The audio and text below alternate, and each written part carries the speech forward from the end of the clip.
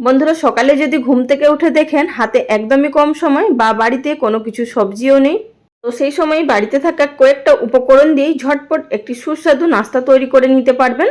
তো সকালের এই জলখাবারটি তৈরি করার জন্য সবার প্রথমে আমরা চলে এসেছি গ্যাস ওভেনে। গ্যাস ওভেনে একটি কড়াইয়ের মধ্যে দিয়ে দিলাম 1.5 টেবিল চামচ পরিমাণ সর্ষের তেল। তেল ভালোভাবে গরম হয়ে যাওয়ার পর দিয়ে দিলাম এর মধ্যে 1 মুঠো পরিমাণ চীনাবাদাম। তো বাদামটাকে আমাদের গ্যাসের ফ্লেম লো টু মিডিয়ামে থাকা অবস্থাতে এটিকে ভেজে নিতে হবে যতক্ষণ না বাদামগুলো হালকা হালকা একটু ফাটতে শুরু করছে। দানাগুলো যখনই ফাটতে শুরু করবে তখনই কিন্তু গ্যাসের ফ্লেমটা একেবারে লোতে করে দিতে হবে। তারপরেই কিছুক্ষণ নাড়াচাড়া করে আমাদের এগুলোকে তুলে নিতে হবে। যখনই ফাটতে শুরু করবে তখনই কিন্তু বুঝে নেবেন যে বাদামগুলো ভাজা হয়ে গেছে। আর বন্ধুরা, এই চীনা বাদাম কিন্তু প্রায়শই প্রত্যেকের বাড়িতেই কিন্তু থাকে, আর যদি নাও থাকে, না দিলেও কোনো অসুবিধা নেই। এবার সেই তেলের মধ্যে দিয়ে দিচ্ছি 1/2 টিস্পুন পরিমাণ কালো সর্ষে, দিয়ে দিচ্ছি এর মধ্যে 1/2 টিস্পুন পরিমাণ গোটা জিরে। আর বন্ধুরা, এই দুটো ফোড়ন অবশ্যই ব্যবহার করবেন, এতে করে এই নাস্তার মধ্যে খুব সুন্দর ফ্লেভার বেরোবে। তো এর মধ্যে দিয়ে দিলাম একটি মাঝারি সাইজের আলু, ছোট ছোট টুকরো টুকরো করে কেটে নিয়েছি। আর অবশ্যই কিন্তু আলুটা কাটার পর ধুয়ে নিতে হবে। তো আলুটাকে কয়েক সেকেন্ড নাড়াচাড়া করে নেওয়ার পর এবার আমি এর মধ্যে অ্যাড করে দিচ্ছি 1/2 টিস্পুন পরিমাণ হলুদের গুঁড়ো, আর দিয়ে দেবো এর মধ্যে স্বাদ অনুযায়ী নুন। আর বাড়িতে যদি আপনাদের সবজি থাকে অবশ্যই ব্যবহার করবেন, আর যদি সবজি না থাকে দেওয়ার কোনো প্রয়োজন নেই।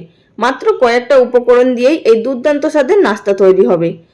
তো এটিকে গ্যাসের ফ্লেম লোতে থাকা অবস্থাতে ভেজে নিতে হবে যতক্ষণ না হালকা একটু লাল লাল কালার চলে আসছে। বন্ধুরা, এছাড়াও আমার চ্যানেলে প্রচুর সহজ বা সাধারণ রেসিপি আপলোড করা আছে, আপনারা চাইলে সেগুলো দেখে নিতে পারেন। আশা করছি আপনাদের ভালো লাগতে পারে।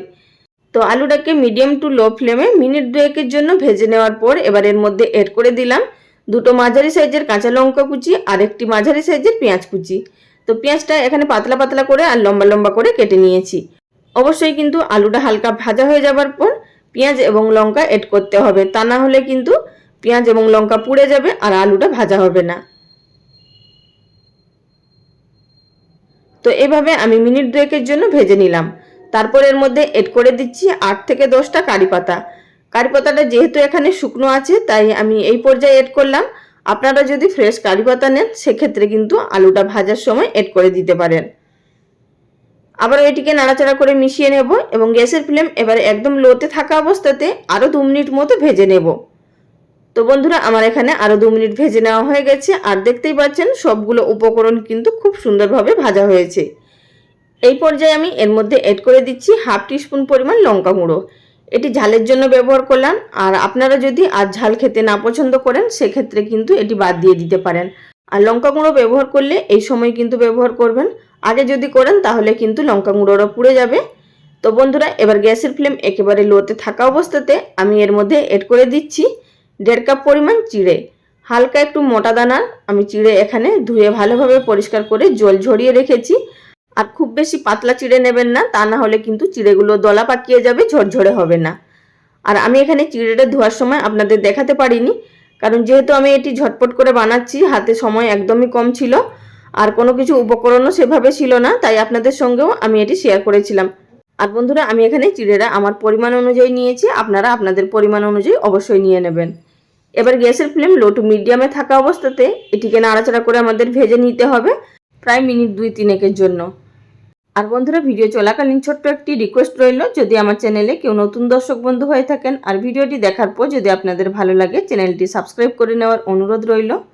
আর বন্ধুরা, মিনিট 2-3 ভেজে নেওয়ার পর এবার আমি এর মধ্যে এড করে দিলাম 1 টিস্পুন পরিমাণ চিনি। এটি দিলে মিষ্টি হবে না, কিন্তু সুন্দর একটা টেস্ট আসবে, এতে করে বাচ্চারাও খেয়ে নেবে। আর দিলাম আগে থাকতে ভেজে রাখা চীনা বাদাম। এবার এটিকে খুব ভালোভাবে আমাদের মিশিয়ে নিতে হবে, আর আপনারা অবশ্যই একটু টেস্ট করে নেবেন এর মধ্যে যদি নুনটা ঠিকঠাক থাকে, আর নুন দেওয়ার প্রয়োজন নেই, যদি না থাকে অল্প একটু নুন দিয়ে দেবেন। এটিকে আরও মিনিট 2-এর জন্য নাড়াচাড়া করে মিশিয়ে নেব।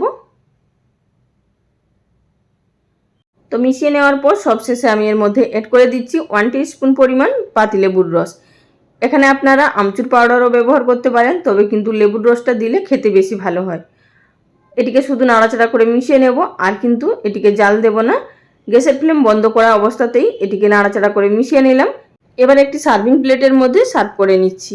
তো বন্ধুরা, দেখতেই পেলেন শুধুমাত্র চিড়ে আর চীনাবাদাম দিয়ে একটি দুর্দান্ত স্বাদের হেলদি টেস্টি নাস্তা আমাদের তৈরি হয়ে গেল। আর বিশ্বাস করুন এই কয়েকটা উপকরণ দিয়েও কিন্তু খেতে ভীষণই ভালো হয়। বাড়িতে অবশ্যই একবার ট্রাই করুন। আজকের ভিডিওটা এখানেই শেষ করলাম। সবাই ভালো থাকবেন। নমস্কার।